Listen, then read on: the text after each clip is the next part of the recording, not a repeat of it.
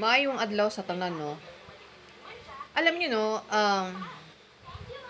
hindi ko maintindihan, no, itong no, mga ating mga kaibigan, ating mga kapwa Pilipino na mga mainstream media na hina-highlights itong mga pasabog ni Saldico, okay?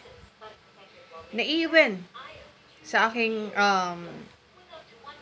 nirerespeto, no, na former PNP chief na ngayong senador, no, Panfilo Lacson is inano niya na nga to na lacking of probative value. Okay? Una sa lahat yung bakit pa i-insert nga ng Pangulo sa BICAM na yung NEP, kanya naman yun. At pwede namang, bakit idadaan pa sa kanya, tapos pupunta kay Congressman Romualdez, na pwede yun namang dumiretso ang Pangulo. Tapos ito nga in-insert daw sa BICAM, pinaano niya sa BICAM, and then pagkatapos pinabeto. Tama, no? Tapos aside nga yung sa kanya is only testimony at wala pang sworn statement. Kumbaga, tina-timing kasi dahil sa rally, no? Tapos ngayon, ito daw yung ebidensya. Itong mga maleta. Kahit sino pwedeng gumawa ng ganitong ebidensya. Bibili ng maraming luggage. Tapos sasabihin ako, kaya kong gawin 'yan, no? Kaya kong gawin. Na bumili ng 100 na luggage, tapos sasabihin ko, tumanggap ako ng ilang trilyon sa kay Poncio Pilato, no? Alam niyo, sa totoo lang kasi ganito kasi yun. Kabisado ko ang mga taktika at mga black propaganda ni Bongo at mga Duterte, okay? Alam mo, kung kayo matalino kayo wala talagang kalaman-laman ang statement ni Saldico, no? Uulitin ko, itong si Saldico, no, sa time pa to ni Digong, no? Na-involved ito, no, sa Parmali pala, yung sa regarding sa PPE. Tapos ito namang yung sa mga laptop na nung binulgar ni Sayad, no, nalaman na ito pala is 2021. Sa time pa ng tatay niya. Yung mga mga wala talagang kakwenta-kwenta, no? Okay? Huwag nating kalimutan, uulitin ko. Okay? Nasa time ni Laila de Lima on how experts they are for this. Pero nga, kung ikaw matalino ka, makikita mo na wala talagang kalaman-laman. Puro lang ganon. Ha? Okay? Ako hindi na talaga ako naniniwala sa mga to, no? Alam mo, yung nawo-worry lang ako, yung ginugulo nila yung bayan.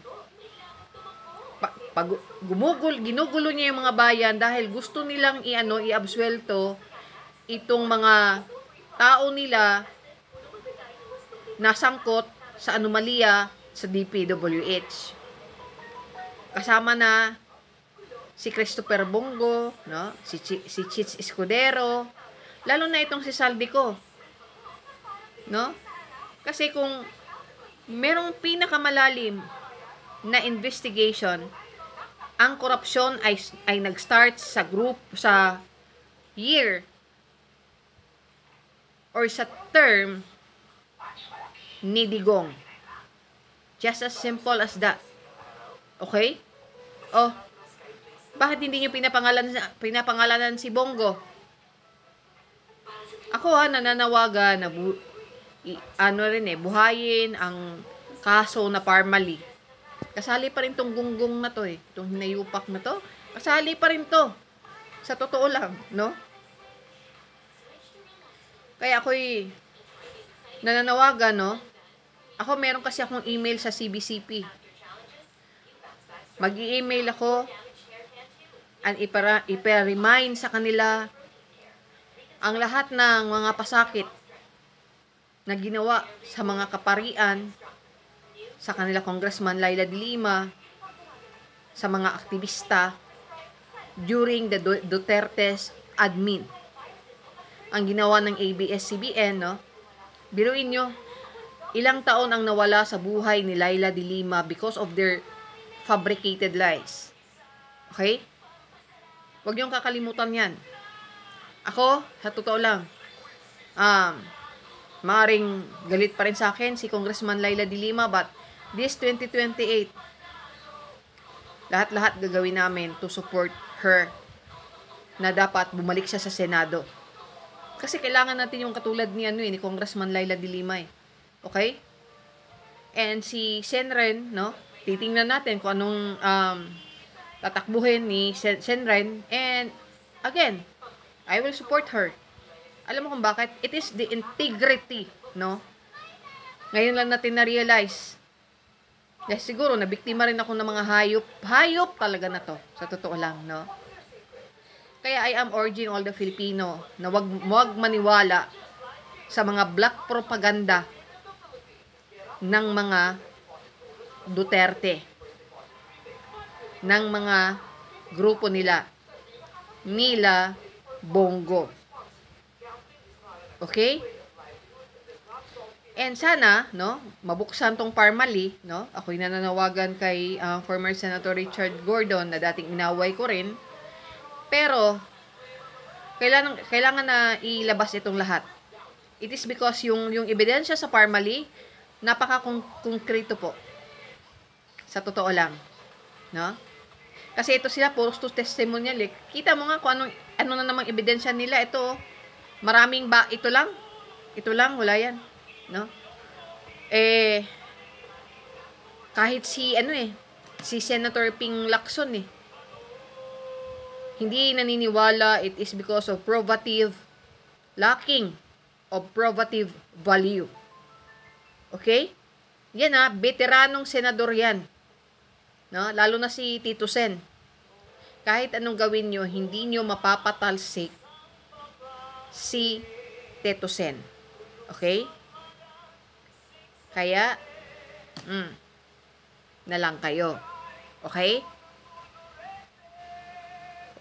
And, wag na nating hayaan na mamayagpag pa ang kasinungalingan ng mga Duterte.